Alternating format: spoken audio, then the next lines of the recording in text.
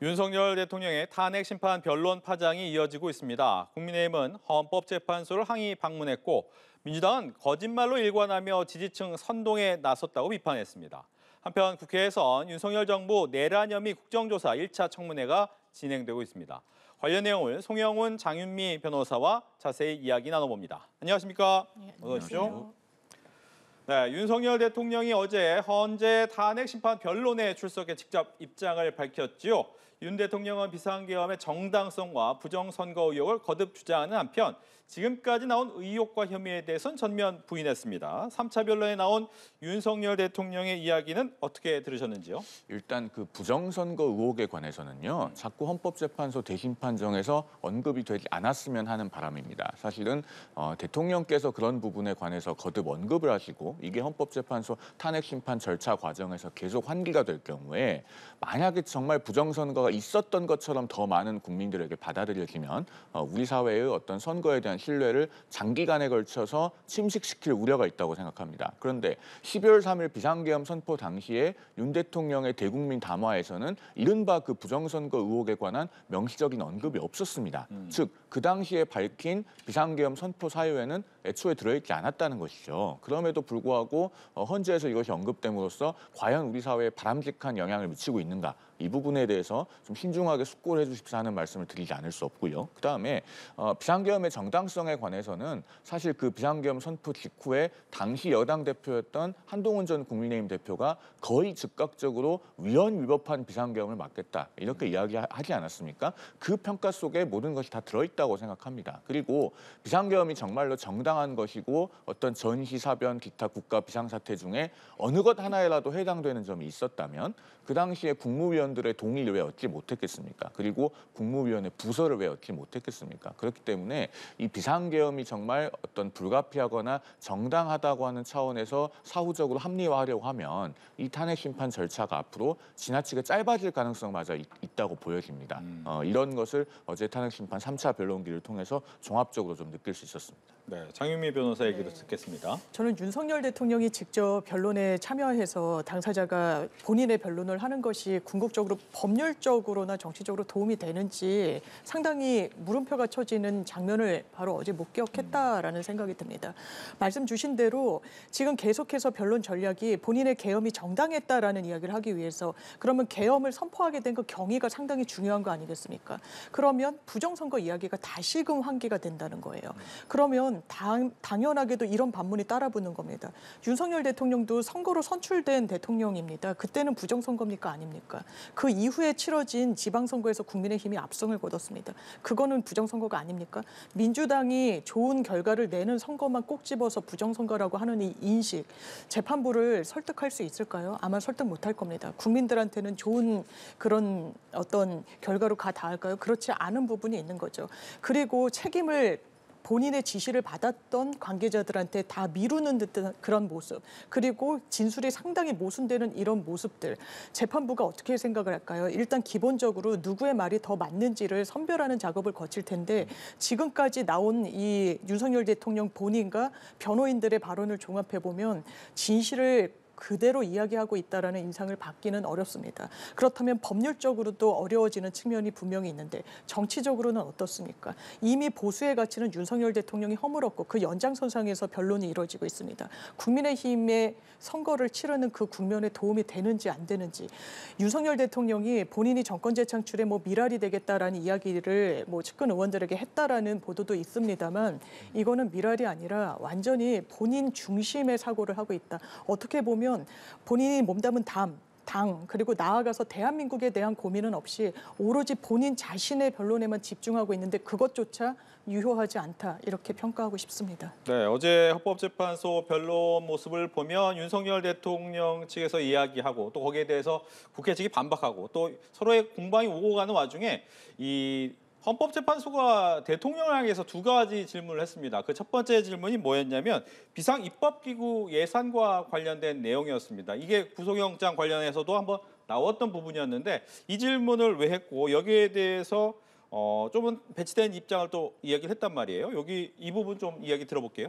일단 이 비상입법기구 부분을 네. 헌법재판소장 권한 대행인 문영배 재판관이 윤 대통령에게 직접 물어본 이유에 대해서 추론해 보자면 이 비상입법기구라고 하는 것을 만들 의도가 있었다고 한다면 그것은 헌법에 따라서 구성되어 있는 국회를 무력화하려는 시도라고 볼 수 있지 않겠습니까? 그러면은 우리 헌법이 규정하고 있는 의회 민주주의의 근간을 부정하는 것이기 때문에 중요한 탄핵 사유가 됩니다. 아마 그런 점 때문에 정말로 그런 것을 만들려고 한 의도가 있었는지 사실인지 여부를 윤 대통령의 입장을 들어보기 위해서 직접 질문을 한 것으로 보여요. 그런데 이 부분에 관련돼서 이제 윤 대통령과 최상목 대통령 권한대행 간의 어떤 진실 공방, 이 벌어질 가능성이 엿보이는 답변이 나왔죠. 그러니까 본인은 그런 쪽지를 준 적이 없고 나중에 기사를 보고 알았다. 이게 지금 윤 대통령이 헌재 대심 판정에서 한 답변입니다. 그렇죠. 자, 그런데 최상목 권한대행은 12월 13일 그 대정부 질문 답변을 할 때 윤 대통령이 그 쪽지를 누군가가 자신에게 줄 때 옆에 있었다라고 얘기를 했죠. 그러면서 참고하라라고 윤 대통령이 얘기했다라고 하는 그런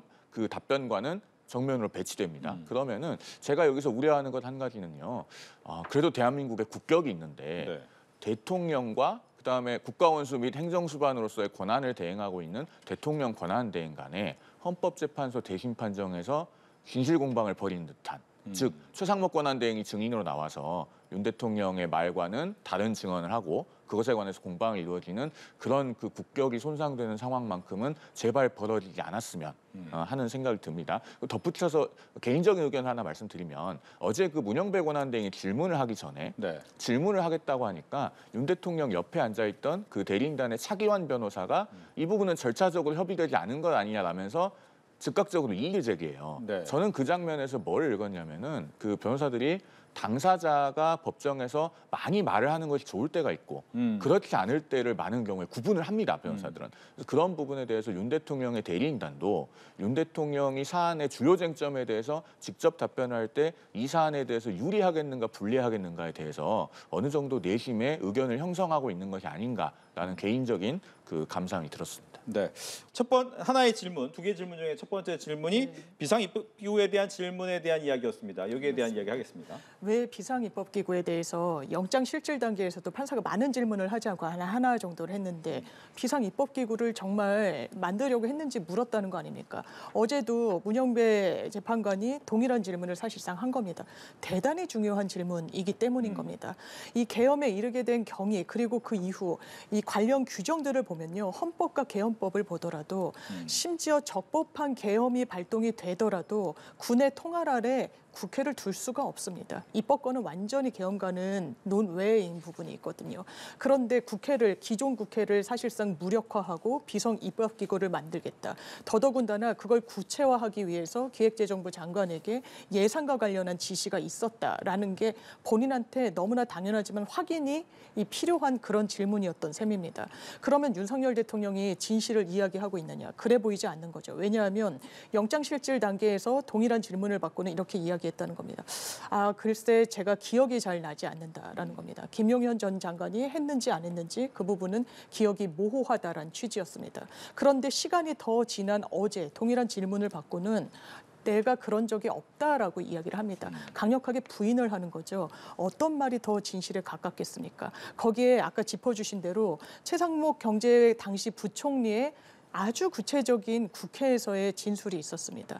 그 당시에 너무 정신이 없는 와중에 대통령이 지시할 사안이 있다라고 해서 누가 정확히 쪽지를 건넸는지는 기억이 나지 않지만 쪽지를 건네받았다. 그 쪽지를 어떤 현황으로 건네받았는지까지 이야기를 해요. 그걸 그 이후에 접어서 주머니에 넣었다.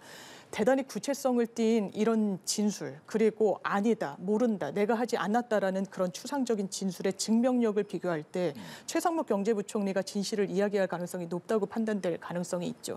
더더군다나 최상목 경제부총리는 대통령을 본인이 거짓말을 한다면 거기에 끼어들게 할 아무런 동인이 없습니다. 대통령까지 거론하면서 거짓을 지어낼 이유가 없다라는 그런 판단이 전제되는 지위에 있는 거죠. 그렇다면 윤석열 대통령이 이 상황까지도 진실을 이야기하고 있지 않다라는 인상을 재판부에 줬을 가능성이 있다. 심지어 박근혜 전 대통령도 그 형사 절차에 제대로 임하지 않는다는 이유로 이거는 헌법 질서를 수호할 의지가 없는 사람이다라고 파면의 하나의 사유로 거론이 됐습니다. 재판정에서 거짓을 이야기한다라는 판단까지 받게 되면 이건 본인한테 전혀 유효한 변론 전략이 아니다 이렇게 판단하고 싶습니다. 네. 이제 첫 번째 질문 비상입법기구 예산 관련된 질문 다음에 이제 두 번째 질문은 계엄 선포 후 국회의원들을 끌어내라고 지시한 적이 있느냐? 이거 역시도 이제 국회에 대한 입법기구에 대한 어떤 일맥상통한 질문이라고 보여집니다. 이 부분에 대해서도 또 답이 있었는데 굉장히 짧았어요. 이 부분도요. 그러니까 정치인 체포에 관해서는 지금 군, 경, 국정원 그러니까 세 곳의 서로 다른 경로의 관련자들로부터 윤 대통령으로부터의 지시를 받았다는 취지의 진술이 있었습니다. 그동안에. 물론 수사기관에서의 진술이기 때문에 그것이 헌법재판소에서 그 진술 조서 자체로 어떤 증거 능력을 획득할지는 별개의 문제이겠습니다만 어쨌든 이들이 이렇게 입을 모아서 진술을 했다면은 그 관련자들이 전부 다 윤 대통령에게 책임을 전가하기 위해서 서로 결탁해서 사실과 다른 진술들을 한꺼번에 했겠는가. 그렇게 보기에는 합리적이지 않은 점이 있죠. 그렇기 때문에 어제 그 답변은 많은 헌법재판관들이 물음표를 그리면서 들었을 것 같다. 이렇게 말씀드릴 수 있겠고요. 사실 더 문제되는 부분은 그 국회의 계엄 해제 의결을 보고 바로 군을 철수시켰다라고 하는 그 답변 부분입니다. 사실 그 윤 대통령이 어제 헌법재판소 대심판정에서 답변을 한 영상을 보면은요. 이 말을 하기 전에 앞에 어떤 내용이 있냐면은 국회가 그 당시에 국회의원들이 빨리 의결을 하자고 하고 국회가 국회법에 다소 맞지 않게 의결했다라고 하는 부분까지 있었습니다. 네. 이런 것들을 보고 국회가 계엄 해제 의결을 하니까 군을 철수시켰다. 이런 취지로 이야기를 했는데 그 당시에 그 국회가 계엄 해제 요구 결의를 할 때요. 타임라인을 정확히 짚어보면은 국회 본회의장에 있었던 국회의원들이 빨리 합시다라고 했을 때 하고요. 1시 1분에 의결할 때는 10분 이상의 시차가 납니다. 그러면은 어제 윤 대통령의 답변 그대로라면 본인이 그 상황을 다 보고 있었다는 이야기가 되거든요.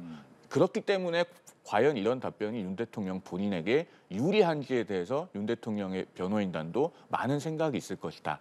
라는 말씀을 드릴 수 있는 부분인 것입니다. 즉 10여 분 전부터 그 상황을 다 보고 있었는데 군을 철수하라는 지시를 하지 않다가 계엄 해제 결의가 되니까 군을 철수시키려고 지시를 했다면 그 전까지는 계엄군이 국회 본청에 진입하는 것을 알고서도 묵인 내지 방조했다는 게 돼요.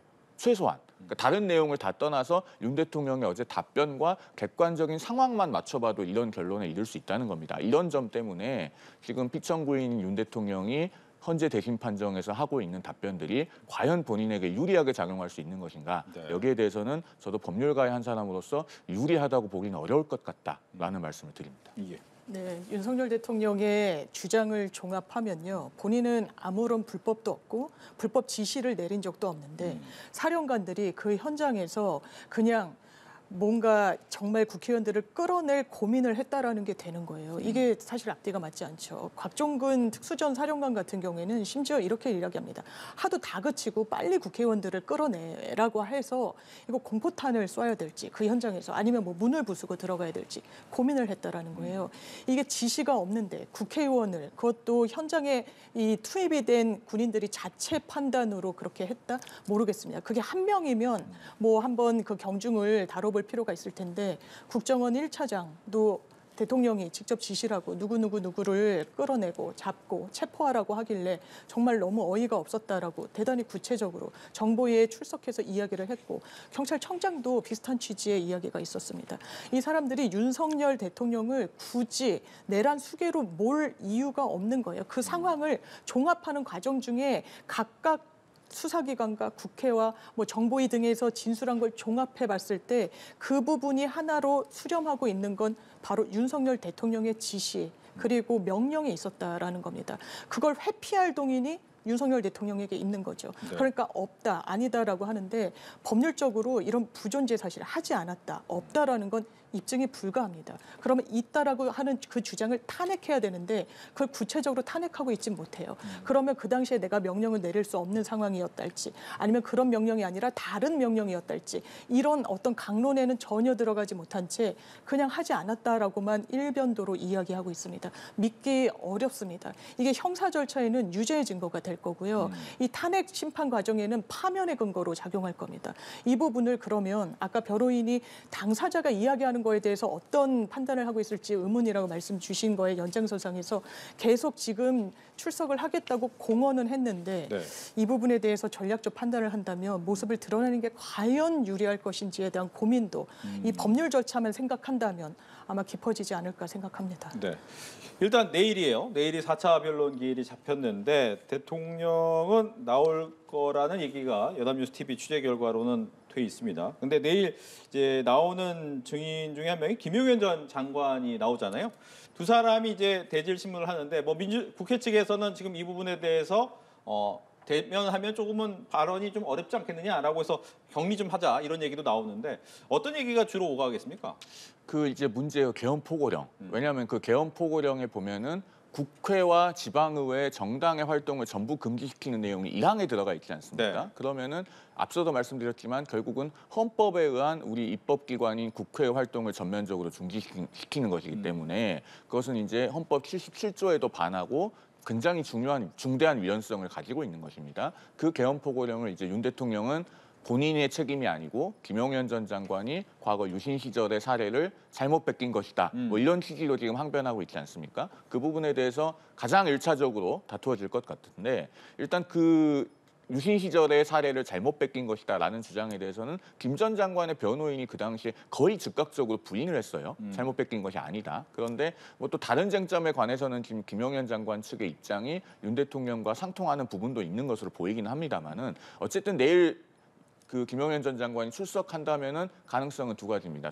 첫째, 본인이 이미 그 내란 중요 임무 종사 혐의로 기소되어서 재판을 받고 있기 때문에 증언 거부권 행사할 가능성. 왜냐하면 그 헌법재판소의 탄핵 심판 절차에서도 그 헌법재판소법상 탄핵 심판 절차의 본질에 반하지 않는 이상 형사소송법이 준용이 됩니다. 그러면 증언 거부권은 있거든요. 그러면은 1차적으로 진술 거부를 할 거냐.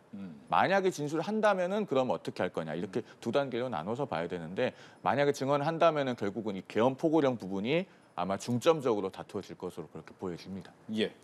저는 오히려 증언을 할 가능성이 좀 매우 높아 보이는데요. 왜 그러냐면 물론 거부권 행사도 할 수도 있고 이제 법적으로 본인이 보장받은 절차이긴 합니다만 네. 지금 김용현 전 장관 입장에서는 내가 단순한 주요 임무 이 종사자로 판단받을 것인가 아니면 거의 내란 수계에 준하는 역할을 했다라고 판단받을 것인가의 기로에 서 있는 겁니다.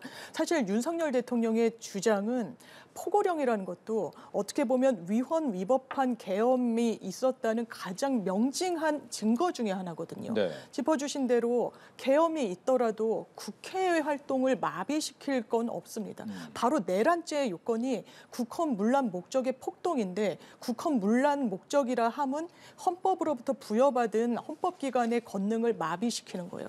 국회의 기능을 마비시키는 게 딱 여기에 해당하는 겁니다. 그러면 이런 부분과 관련해서 역할이 대통령은 이렇게 이야기하는 거죠. 아주 그 부분을 정확하게 담고 있는 그 포고령. 내가 한 거 아니다. 김용현 전 장관이 써왔고 그것조차 잘못 뺏겨왔다라고 이야기를 하는 거예요. 그러면 잘못 뺏긴 포고령을 발표를 하든 안 하든 본인은 무관하게 사실상 이 관여를 하지 않았다는 취지로도 들리는데 믿기 어렵지만 만약에 그게 사실로 본인이 방어를 김용현 전 장관이 제대로 하지 않는다면 이건 거의 내란 수계에 준하는 내지는 내란 수계에 해당하는 행위를 했구나라고 판단을 받는 겁니다. 각각의 피해자들은요. 아무리 공범관계로 묶여있고 본인이 모시던 사람과 같이 재판을 받을 때도 본인의 법률적 불이익을 제일 먼저 헤아리게 되기 마련입니다. 김용현 전 장관 같은 경우에 변호인들을 통해서 즉각적인 반응이 한번 나왔었죠. 왜냐하면 이건 잘못 뺏겨왔다, 내 잘못이 아니다라고 하니까 이건 대통령이 스크린을 거친 거다. 대통령이 당연하지만 본 것이다라고 사실상의 직격과 반격을 했어요. 그 맥락에서 본다면 김용현 전 장관도 본인이 이미 유죄 처벌을 받더라도 양형에는 어떤 뭐 유리한 사정들을 감안할 것인지 그 고민이 깊어질 수밖에 없는 단계입니다. 이미 구속 기소가 됐고요.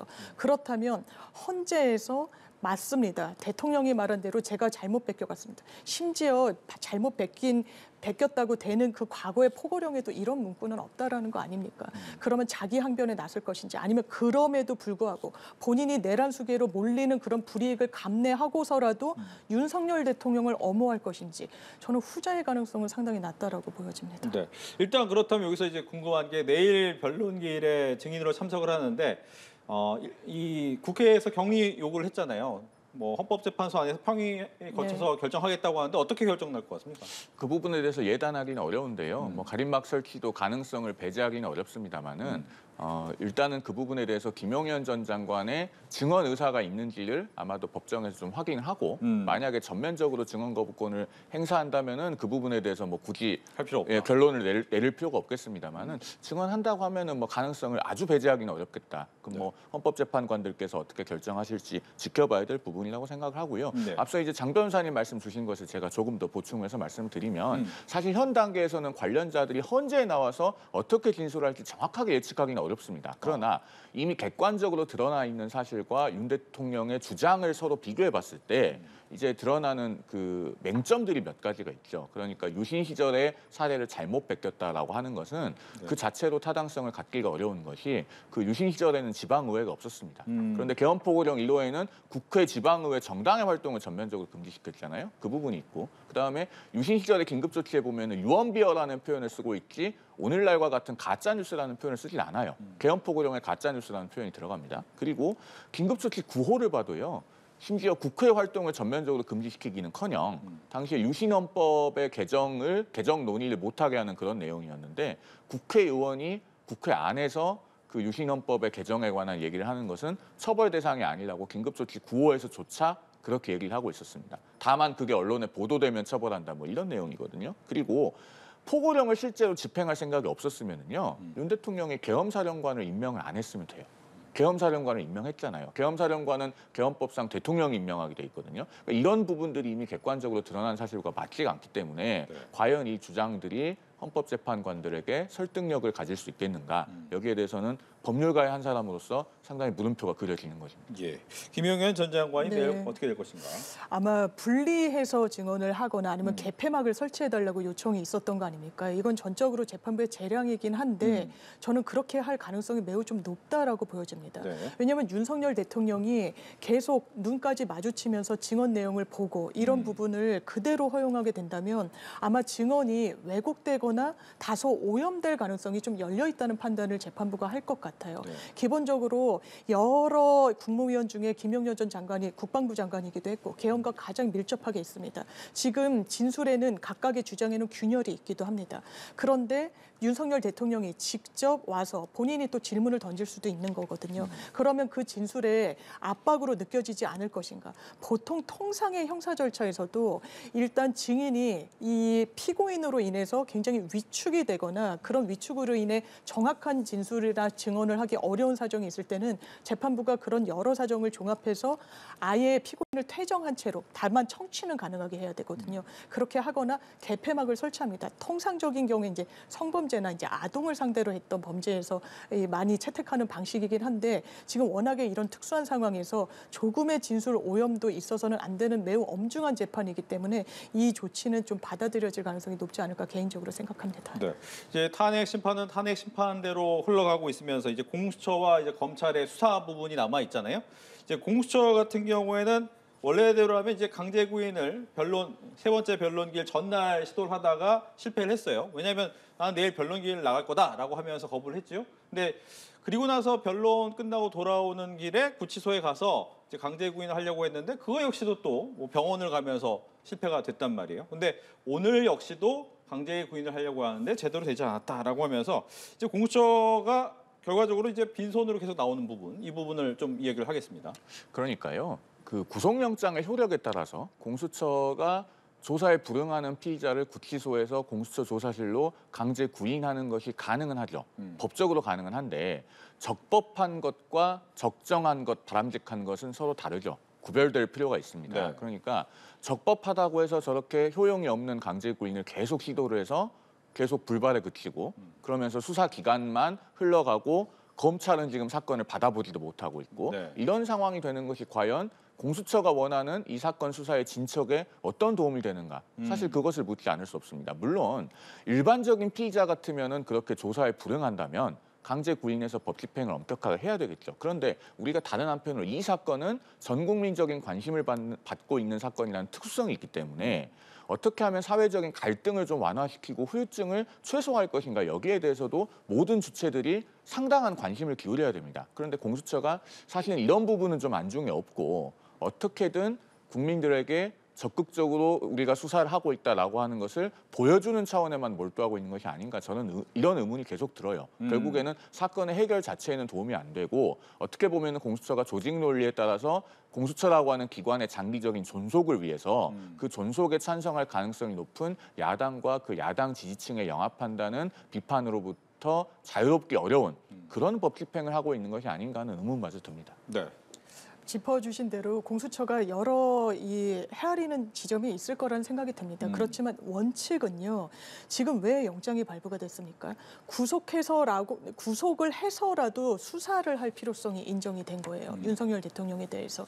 이 부분과 관련해서 일부 보수 진영에서는 이거 법률이 없기 때문에 강제로 끌어낼 수 없다라고 하지만 지금 변호사이잖아요. 송 변호사님께서 짚어주신 대로 판례가 있습니다. 구속영장이 발부된 그 영장의 효력에 따라서 강제 인치가 가능하다는 거예요. 그럼 법령은 왜 없겠습니까? 이런 사례는 사실 실무에서 찾아볼 수가 없습니다. 어떤 피의자가 본인이 영장이 발부돼가지고 구속 수감된 상태에서 검찰이든 경찰이든 부르는데 안 나가는 건 상상하기가 어렵거든요. 그러면 뭐 공수처는 수사력을 보여줘야 된다. 뭐 여러 이런 부분이 있겠지만 원론적으로는 당연하지만 수사에 순응해야 되는 겁니다. 그리고 본인이 공수처에 대해서 수사권이 없다. 공수처는 적법한 절차를 거쳐서 수사에 이르지 않았다. 그래서 어떻게 했습니까? 체포영장 1차, 2차 다 공수처에서 청구한 영장 적법하다고 했습니다. 심지어 없는 이의 신청까지 했었죠. 똑같은 결론 나왔습니다. 그 이후에 체포적부심까지 했습니다. 그러면 그 법원의 결정을 순응하는 게 상권분립의 기본 중에 기본입니다. 이걸 부정하기 시작하면요. 대한민국의 근간이 흔들리는 겁니다. 어느 피해자도 그렇게 할 엄두를 내지 못하는 겁니다. 그런데 윤석열 대통령이 마치 법위에 군림한 것처럼 지금도 그러고 있는 거죠. 그러면 만약에 진술거부권을 행사해도 됩니다. 진술거부권을 행사할 것이기 때문에 강제 구인을 하지 말아야 된다는 건 사실 선호가 바뀐 주장인 거고 나와서 안 하면 됩니다. 왜냐하면 수사기관은 만약에 200쪽이 넘는 질문을 준비해놨다고 하는데 이걸 피의자한테 확인시켜주는 절차가 없으면 조서에 남길 수도 없는 겁니다. 묵묵부답하다라고 쓰는 한이 있더라도 어떤 부분을 수사하려고 했는지 남겨야 되는 겁니다. 근데 그것조차 못하게 하겠다? 그러면서 또 어떤 이야기가 나옵니까? 그러면 11 검찰과 공수처가 나눠서 수사를 하기로 했기 때문에 검찰에 가면 본인의 또 고향이고 후배들이기 때문에 진술을 할 수 있다라는 이야기도 나옵니다. 이게 어느 피의자가 공수처에선 말 안 하고 검찰에선 하겠다라고 할 수 있습니까? 무슨 수사기관을 쇼핑합니까? 이거는 정말 대한민국의 대통령까지 하신 분이 할 수 있는 선택이 아닙니다. 일반 피의자들도 일반 범죄자들도 이렇게 할 수 없습니다. 그게 법치이기 때문입니다. 윤석열 대통령 어떻게 국민 선택받아서 대통령 됐습니까? 공정 상식을 무려 이야기했습니다. 법치주의를 지키겠다라고 이야기했습니다. 그걸 지금 누가 대한민국에서 제일 크게 흔들고 있는지 자문자답해 보면 이 수사에도 어떻게 응해야 될지 저는 답이 나올 거라고 생각합니다. 네. 10일 지나면 이제 검찰로 넘어와서 아마 이야기할 수도 있겠다, 증언할 수도 있겠다 나오지만 일각에서는 거기서 검찰 역시도 내란죄 수사에 권한이 없는 거 아니냐? 그렇다면 여기 역시도 진술 거부하지 않겠느냐? 이런 얘기도 있어요. 검찰은 사실 논란의 여지가 없이 수사권이 매우 명백하게 있습니다. 왜냐하면 지금 조지호 경찰청장이 이미 중요임무 종사 혐의로 또 기소가 되어 있지 않습니까? 그 조지호 경찰청장의 내란 혐의에 대한 공범으로 다른 관련자들을 수사할 수 있다. 이게 지금 법원이 검찰이 청구한 영장을 계속 내주면서 일관되게 확인해주고 있는 바이거든요. 그러면은 검찰의 수사권이야말로 정말로 논란이 없기 때문에 여기에 대해서 사실 수사권을 이유로 해서 뭐 수사기관의 그 권한을 부정하고 나아가서 진술 거부권을 행사하고 이런 논리가 작동하기는 어렵습니다. 다만 윤 대통령이 지금까지도 진술 거부권을 계속 행사하겠다는 입장을 보여오고 있기 때문에 네. 검찰에서도 진술 거부할 가능성 배제하기는 어렵죠. 그리고 진술 거부권은 어쨌든 헌법상의 권리이기 때문에 뭐 그 자체를 피의자가 행사하겠다고 하는 것을 막을 수도 없고 그것만 가지고 뭐 비난하기도 어려운 일입니다. 다만 공수처의 사건이 계속 머물러 있으면 사건이 전혀 진도가 안 나가는 것은 분명해요. 윤 대통령이 워낙에 완강하게 지금 조사 자체를 거부하고 있기 때문에 자 그렇다면은 공수처도 일이 되도록 하는 것이 중요하지 않겠습니까? 즉 문제가 해결될 수 있는 방향으로 국가기관답게 업무를 집행해야 되는 겁니다. 그런 차원에서 저는 공수처가 계속 강제 구인에 매달리기보다는 네. 열흘이라고 하는 그 검찰과 협의해서 자체적으로 설정한 기한을 모두 채우기보다 차라리 더 일찍 사건을 검찰에 보내는 것이 사건 처리 자체에 더 도움이 되지 않겠는가. 저는 그런 관점을 말씀드리는 겁니다. 예.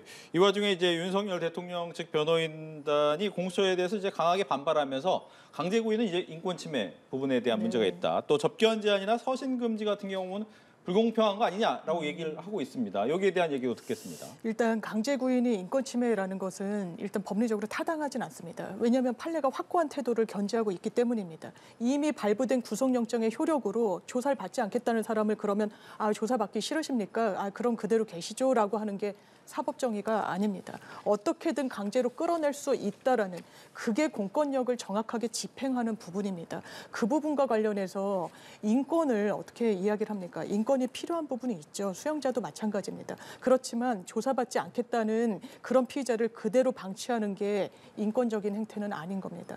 다만 일단 서신을 금지시키고 가족 면회를 접견한 건 좀 과도하다는 의견이 있는 부분은 있는 것 같습니다.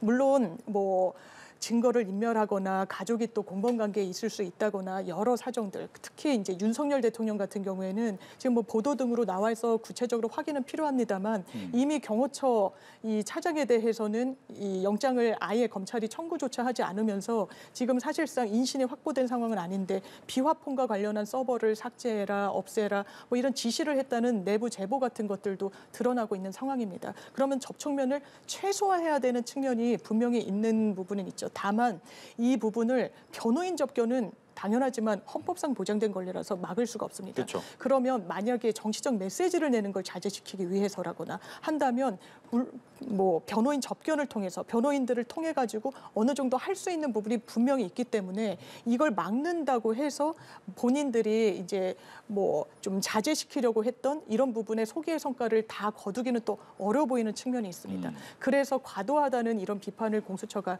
또 자초한 측면이 있지 않나 생각합니다. 공수처가 이제 윤 대통령에 대해서 변호인 2회 접견을 제한하고 네. 또 그 서신에 대해서도 수발신 금지한 그런 조치에 대해서 지금 국민들 중에서 상당히 그 비판적인 여론이 있죠. 그런 여론이 존재하는 것이 사실이고 그러면은 이런 조치가 과연 어떠한 근거 위에서 정말 필요성과 상당성을 갖고 했는가 이걸 확인할 수 있는 가장 그 가까이 있는 척도는 이 사건을 검찰이 넘겨받은 뒤에 검찰도 과연 이런 조치를 유지하는가 이걸 보면 좀 명확하게 판단이 가능할 것 같습니다. 그러니까 공수처는 지금 나름대로 뭔가 증거인멸의 우려 같은 걸 들어서 이런 조치를 하고 있는데 네. 과도하다고 볼 수 있는 여지도 있어요. 그런데 그 아주 자세한 근거에 대해서는 세부적으로 밝히고 있지 않아서 정말로 이제 문서의 수발신 금지까지 필요한 것인가 지금 우리가 판단하기는 어렵죠. 그런데 다른 기관도 과연 이런 조치를 유지하는지를 보면 그것이 객관적인지가 좀 간접적으로 확인이 되는 측면이 있지 않겠습니까? 검찰로 사건이 이첩된 뒤에 어떤 조치가 취해지는지를 한번 지켜볼 필요가 있을 것 같습니다. 예. 그러면서 국회에서는 지금 내란 혐의 진상 규명을 위해서 청문회가 진행이 되고 있습니다. 그런데 오늘 청문회에서 증인이 채택이 됐어요. 76명이나 증인이 채택됐는데 그중에 이제 출석하지 않은 사람들도 꽤 많았죠. 근데 야당이 윤 대통령을 포함한 7명에 대해서 동행 명령장을 발부를 했습니다. 여당 입장에서는 이게 망신주기다라고 하면서 이제 표결에 참석하지도 않았고요. 여기에 대한 얘기도 함께 해보겠습니다. 일단 그 국회의 국정조사권은 존중돼야 하죠. 네. 그리고 그 국정조사의 실효성을 담보하려면은 증인의 출석도 어느 정도 담보돼야 하는 것도 맞습니다. 자, 그런데 윤 대통령에 대해서 지금 동행명령장을 발부하는 것이 어떤 실효성이 있는지 저는 잘 모르겠어요. 몇 가지 이유가 있습니다. 첫째로 오늘 그 1차 청문회의 증인이 76명이나 됩니다.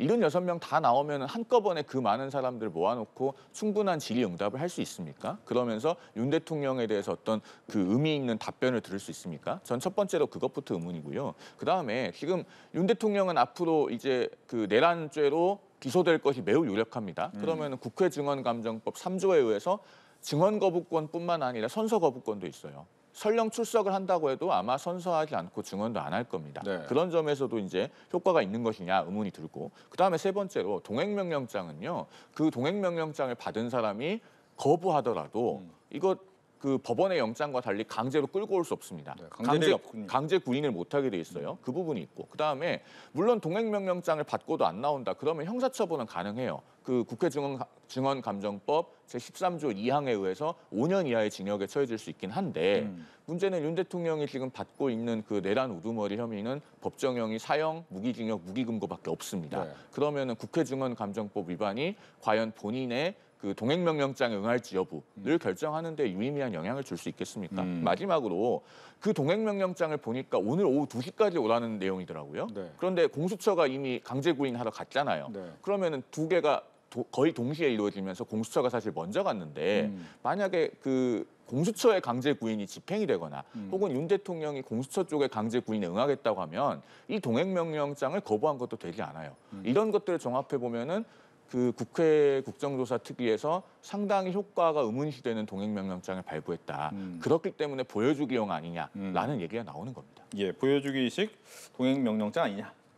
일단 국회에서 국정조사 특위가 구성이 된 가장 큰 사유는 지금 이 불법 계엄에 가장 큰 피해를 본 이 헌법 기관 중에 하나는 누가 뭐래도 국회입니다. 그렇다면 국회가 국회의원들이 침탈당한 그 권한과 관련해서 정확하게 헤아릴 필요가 있는 거죠. 그러면서 국회는 국회의 시간대로, 국회의 스케줄대로 국정조사권이라는 그 헌법상 부여받은 권한 내에서 이 진상규명을 할 필요가 있는 겁니다. 그러면 그 절차 내에서 증인을 소환하고 부를 수도 있고 동행명령장을 발부할 수도 있습니다. 증인들이 나오지 않았습니다. 가장 주요한 증인이라고 할 수 있는 건 누가 뭐래도 윤석열 대통령입니다. 그럼 나오지 않고 국회를 사실상 무력화하고 나아가서 이런 진상규명에도 전혀 협조하지 않았을 때 국회 앞에 놓인 선택지가 많지 않습니다. 강제할 수 있는 여러 방법 중에 하나가 이런 동행명령장을 발부하고 이런 부분과 관련해서 어쨌든 끝까지 저도 송 변호사님 말씀 주신 대로 현실적으로 지금 수사를 받고 헌재에도 직접 본인이 참석하고 있는 이런 어지러운 국면에 국회까지 나올 그런 여력은 안 된다는 점은 알겠습니다. 그럼에도 불구하고 원칙을 견지하고 그리고 지금 이 매 순간은 다 역사에 쓰여지는 순간들인 겁니다. 국회가 어떤 역할을 했고 뭘 들여다보려고 했는데 관련자들이 어떤 태도로 임했는지와 관련한 그런 역사적 기록을 남겨야 된다. 그리고 이 절차적으로 법적으로 보장된 국회의 권한을 행사하는 것이 너무나 맞는 방향이다. 저는 그렇게 생각합니다. 예. 알겠습니다. 이제 헌법재판소의 시간이 흘러가고 있는데 일단은 180일 이내 결론이 나와야 되겠죠. 근데 이제 조금 빨라진다면 뭐 3월 말 얘기도 나오긴 하는데 그러다 보니까 뭐 말로서는 얘기는 하진 않지만 조기 대선 가능성이 또 이야기가 나오고 있어요. 특히나 이제 국민의힘 입장에서는 이 지지율이 최근에 조금은 추세가 올라가는 모습이 나오다 보니까 그동안 여권의 잠룡들이라고 일컬어지는 사람들이 서서히 이 대선 이야기를 했습니다. 특히 오늘 같은 경우에는 오세훈 서울시장이 고민하고 있다라고 얘기를 했고 유승민 전 의원 같은 경우에도 이미 오늘 대선 출마 의사가 나오기도 했습니다. 뭐 홍준표 지사나 이준석 의원도 한번 이야기를 한 걸 보면 꽤 많은 사람이 벌써부터 얘기를 좀 하고 있다. 이 부분에 대해서 얘기를 듣겠습니다. 그런데 현 시점에서요. 아직 탄핵 심판의 결과가 나오지 않지 않았습니까? 그런 상황에서 대선 출마를 공식적으로 밝히거나 또는 그것을 시사한다고 했을 때 그런 것들이 과연 여당 지지층으로부터 좋은 평가와 반향을 이끌어낼 수 있을 것인가? 저는 거기에 대해서는 굉장히 의문입니다. 비유하자면은요. 상중의 상속을 논하는 것과 비슷해요. 그 장례 10장에서 자식들끼리 부모님의 유산을 어떻게 분배할 것인지 논하고 있는 상황과 비슷하다. 즉 타이밍상 맞지 않다는 겁니다. 네. 탄핵 심판의 결과가 나오고 나면 그래서 뭐 인용 결정이 나와서 정말 조기 대선이 공식화된다면 그때는 다른 문제겠죠. 사실 이 여권의 잠재적인 대권 주자라고 불리는 정치인들 중에서 이제 홍준표 시장 같은 경우가 이런 움직임을 가장 먼저 보였습니다. 그렇죠. 페이스북에 뭐 서울로 집을 옮겨와야 될 것 같다, 뭐 이런 언급을 한 적이 있는데 그런 것들이 사실 당시에 여권 지지층으로부터 그다지 좋은 반응을 얻지 못했습니다. 네. 그러면은 지금 오세훈 서울시장이나 뭐 유승민 의원이나 유승민 전 의원이나 사실 비슷한 우를 범하는 것이 아닌가 하는 그런 걱정이 들고요. 사실 대한민국을 위해서 일하겠다고 하시는 분들은 언제라도 준비는 되어 있어야 됩니다. 늘 공부하고 준비하고 하고 있어야겠습니다만 네. 적어도 그 상중의 상속을 논하는 듯한 태도는 누구에게도 도움이 되지 않는다라는 말씀을 드려야 될 것 같습니다. 예. 그런 맥락에서 아마 오세훈 시장이 깊은 고민하고 있다라고 하면서도 이제 막 출사표를 던지는 이런 적극적인 모양새를 펴진 않는 것 같은데요. 이미 이 여권에서도 잠재적 이 잠룡이라고 분류되는 인사들의 기지개는 시작이 됐다고 보는 게 맞을 것 같습니다. 왜냐하면 지금 국민의힘 지지율이 어느 정도 반등하고 있는 그런 부분들. 그러면 본인의 지지층을 좀 선점하고 이슈를 먼저 가져와야 되는 부분도 분명히 있어 보이거든요.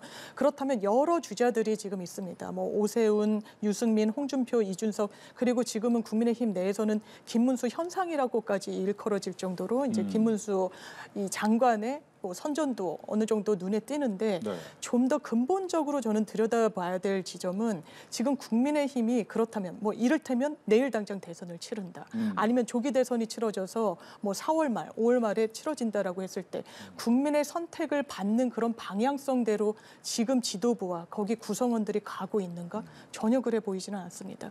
기본적으로 이를테면 사법부의 결정에 대해서 윤석열 대통령이 뭐 공격하는 건 이미 상수가 된 것 같습니다. 불법에 불법이다, 거짓 공문서다, 변호인들을 통해서 사실상 정치 선동에 가까운 그런 언사를 내부분 부분. 그러면 공당이라면 이 부분과 정확하게 절연을 해야 되는데 권영세 비대위원장은 얼마 전에 비겁한 사법부란 표현을 썼습니다. 이 구속영장이 발부된 부분과 관련한 언급이었습니다. 이런 부분은 보수의 가치를 제대로 담지해내고 있지도 못하는 거고 중도 확장성을 갖고 있지도 못합니다. 오히려 국민의힘 내부에서 정치적 지분을 점점 넓혀가고 있는 정광훈 목사를 위시한 이 강성 지지층들한테 휘둘리거나 아니면 같이 결합한 모습을 보여주고 있는 거죠. 이거는 국민의힘의 여러 대선 주자들을 어렵게 만드는 방향이라고 생각합니다. 지금 이른바 깜짝 지지율 반등, 뭐 이를테면 뭐 김문수 장관에 대한 호응도 이런 부분이 어떤 부분을 나타냅니까? 기본적으로 외부 주자를 데려왔다가 실패한 경험이 국민의힘에선 축적이 된 거죠. 그러면 김문수 후보는 자체적으로 자생한 그런 정치인의 성격이 있는데 더 강한 캐릭터 뭡니까? 강성 중에 강성 이미지를 보여줬다는 겁니다. 거기에 소구하고 있는 유권자 그것만으로 선거 치를 수 있습니까? 그런데 지금 국민의힘 의원 40명 넘게 체포영장 집행 현장에 가서 대통령을 지키겠다 이렇게 호소를 하고 이런 부분은 대단히 국민의힘 자체를 어렵게 만들고 지도부 역시 온전한 방향을 내부에 제시해주고 있지 못하다. 이 부분은 상당히 안타깝게 생각합니다. 네. 그러니까 지금 얘기해 주신 분 중에서 이제 김문수 장관 또 한동훈 전 대표 같은 경우에는 이제 본인이 여기에 대한 얘기는 지금 안 하고 있지만 밑에서 이제 나오는 지지율 같은 것 때문에 이제 고민은 또 할 것 같은데 여기에 대해서는 어떤 생각 갖고 계십니까? 그러니까요. 어쨌든 정치인이 어떤 큰 무대에 등판을 하려면요. 국민들로부터 호명이 있어야 됩니다. 호명이 있어야 되고 내가 산에 올라서 야호하고 소리를 질러서 그 메아리를 듣고 그것을 호명이라고 착각해서 등판하면 안 돼요. 지금 여러 그 여권의 이른바 잠룡이라고 불리는 분들 중에 그래도 호명이 있거나 호명이 일정하게 유지되고 있는 분들이 있는가 하면 본인이 소리를 질러가면서 그 메아리를 호명이라고 착각하고 있는 분들도 계신 것 같습니다. 제가 뭐 어느 분이 어떤 유형에 해당한다고 이 자리에서 구체적으로 말씀드리지는 않겠습니다만은 앞서 그 상중의 상속을 논하는 것이 부적절하다는 그 태도와 아울러서 정말 그 모든 여권의 주요 정치인들이 현명한 판단과 처신을 해주셨으면 하는 그런 바람이 있습니다. 네. 한동훈 전 대표는 어떻게 할까요? 저는 아마 등판을 하려고 하지 않을까. 왜냐하면 팬덤이란 건 이게 독이 되기도 하지만 약이 되기도 하고 팬덤이 없는 정치인이 대선 주자로 또 서기도 어려운데 한동훈 대표 전 대표 같은 경우에는 팬덤을 어느 정도 구축한 측면이 있는 것 같습니다. 하지만 지금 이 국민의힘 텃밭에서 주자로 과연 나올 수 있을 것인가라는 물음표가 있는 거죠. 거죠. 국민의힘은 지금 상당한 딜레마에 빠졌다는 생각이 드는 게 박근혜 전 대통령 때의 학습 효과 이야기를 하면서 더 뭉치고 있다. 우리가 결집하고 있다라고 하는데 그게 결과적으로는 독이 될 거라고 생각합니다. 과거의 탄핵 국면에서 국민의힘은요. 개혁 보수 깃발을 들고 일부는 분당을 하기도 했지만 결과적으로는 역사적 실험으로 끝났습니다. 성과를 거두지 못했어요.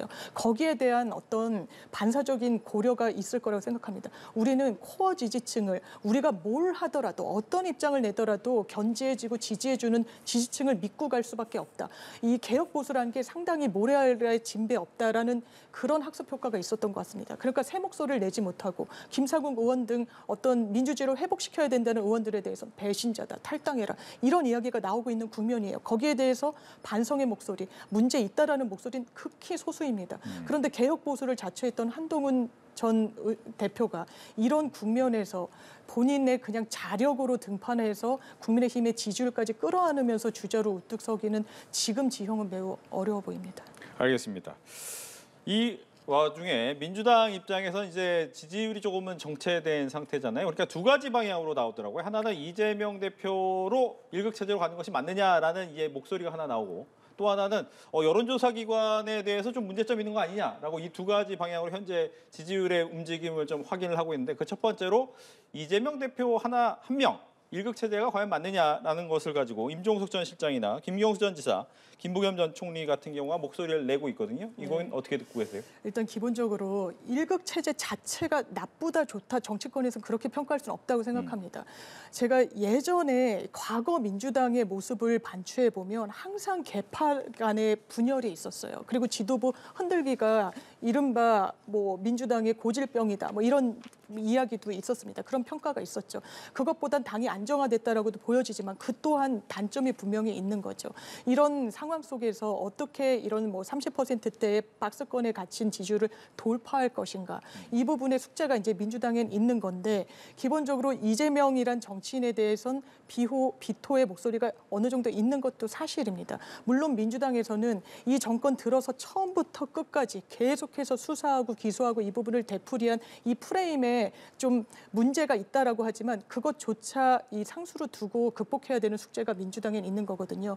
기본적으로 이재명이라는 정치인은 과거의 흠결, 과오 같은 걸 극복하면서 민주당의 비주류에서 지금 주류로 올라선 그런 부분이 있습니다. 거기에 대한 국민적인 설득과 설득의 노력이 민주당에 다소 부족했던 측면이 있다. 그리고 일극체제다라고 이야기를 하지만 민주당에 여러 또 주자들이 있는 것도 사실입니다. 정치적인 어떤 상황 속에서 어떻게 또 이런 부분이 펼쳐질지 어떤 경쟁 구도가 될지는 좀 열려 있다. 그리고 지지율 상승, 민주당이 제대로 이 부분을 개헌 국면에서도 국민의힘이 반등하는 데 반해서 못 떠안고 있는 이런 부분에 대해서는 성찰과 좀 엄중한 숙고가 있어야 된다고 생각합니다. 예.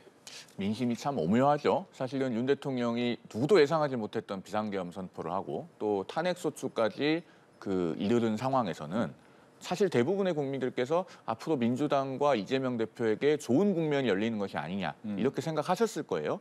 그 후 한 달간 실제로 이재명 대표와 민주당이 거의 완벽하게 전국을 주도했습니다. 그런데 그 기간 동안에 국민들께서 보신 것은 오만, 독주, 사유화거든요. 자, 오만은 첫째로 한덕수 권한대행에 대한 탄핵과 줄탄핵 겁박에서 많은 국민들께서 오만을 읽으셨습니다. 그리고 이제 특검법을 일방적으로 통과시키고 또 제2요구돼서 되돌아오니까 또다시 특검법을 일방적으로 통과시켰죠. 그런 연이어진 모습들에서 민주당의 독주를 읽으셨고 마지막으로 이른바 카톡 검열에 관한 논란이 불거졌을 때 이재명 대표가 지난 13일에 본인이 직접 참전을 해서 자신에 대한 가짜뉴스가 이러이러하게 퍼지고 있다라고 굉장히 구체적으로 언급을 하고 이런 것들을 뿌리 뽑아야 된다는 취지로 얘기를 했어요. 그러면은 국민을 고발하고 국민들을 처벌받도록 겁박하는 내용에 대해서 이재명 대표 본인이 그것이 어떤 개인적인 동기와 무관하지 않다는 것을 스스로 드러낸 듯한 말을 한 겁니다. 거기에서 사유화를 읽으셨단 말이에요. 그러면은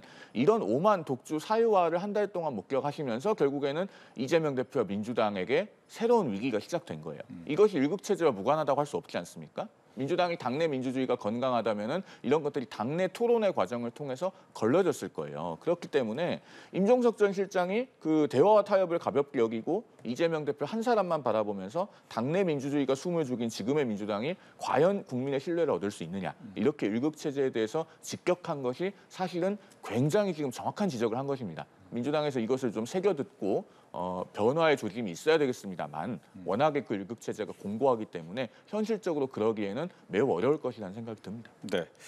또 하나 이제 이 지지율 때문에 나온 것이 여론조사에 대한 논란입니다. 여론조사 기관에 대해서 좀 검열하겠는 거 아니냐라는 얘기인데 문제는 이게 뭐 갑자기 지금 나온 여론조사 기관에서 한 건 모르는데 좀 오래된 기관인 경우도 꽤 있었단 말이죠. 그래서 이걸 과연 어떻게 해석을 해야 됩니까? 저는 기본적으로 그러니까 여론조사 기관들이 난립하고 명태균 씨 어떤 사례에서도 보듯이 굉장히 믿을 수 없는 여론조사로 이른바 장난을 치는 부분에 대한 법적 규제는 당연히 필요하다고 생각합니다. 이거는 뭐 여당에서도 관련 입법 발의가 나오기도 했고요.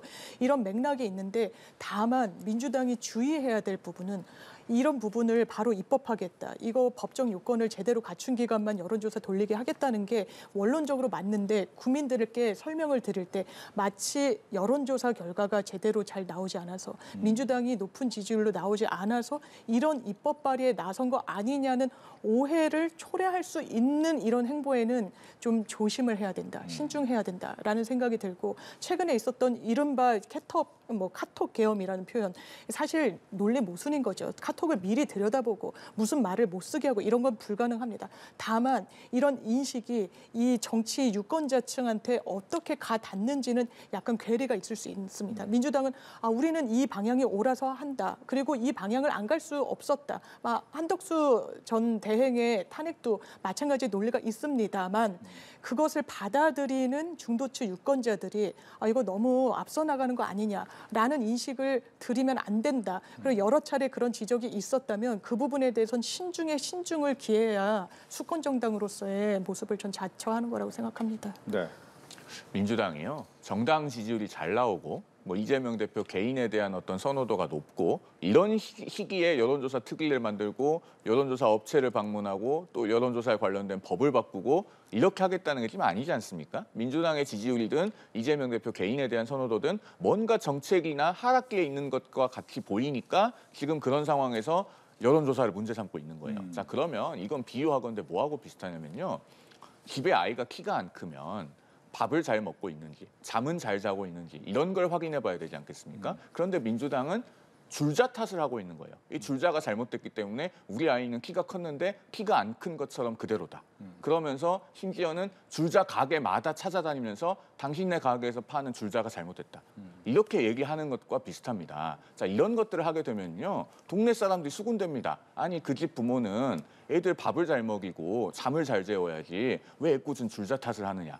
이건 동네 망신이거든요, 사실은. 그래서 민주당이 정말로 이런 것을 계속하면은요, 국민들로부터 결국 계속 외면받게 될 겁니다. 저희는 굳이 이것을 심각하게 규탄하거나 비판하고 말리기보다는 그냥 민주당에서 계속 그렇게 하시면은 아마 국민들께서 다 판단하실 거다. 저는 그렇게 말씀드리고 싶습니다. 예.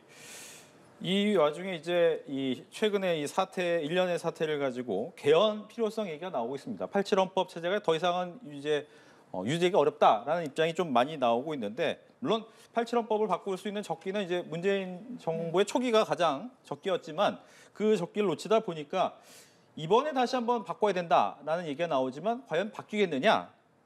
라는 의문은 또 생기거든요. 여기에 대한 이야기. 1987년 헌법이 이제 38년 차 아닙니까? 그동안에 우리가 윤석열 대통령까지 8명의 대통령을 겪었는데 1명의 대통령은 퇴임 후에 불행하게 서거를 했고 3명의 전직 대통령이 구속이 됐고 1명의 현직 대통령이 구속이 됐습니다. 그러면은 이것은 과연 그 대통령들 개개인의 실패이기만 하겠는가? 5년 단임제라고 하는 6공화국 대통령제가 어떻게 보면 그 수명과 효용을 다한 것이 아닌가.